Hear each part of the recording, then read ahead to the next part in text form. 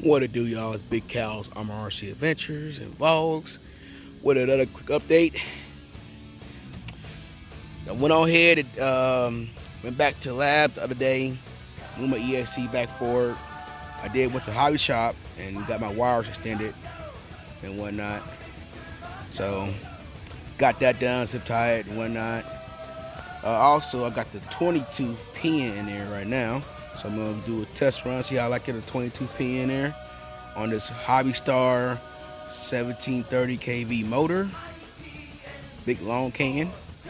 So later on today we'll do a bash session and whatnot. Everything, see how it goes. So we'll see what it do, y'all. See what it do. See what it do. Get my batteries charged up. I go past after work and see what it do. This is just a quick update, showing y'all what's going on before later on today for the big bash. Holla at your boy. Peace.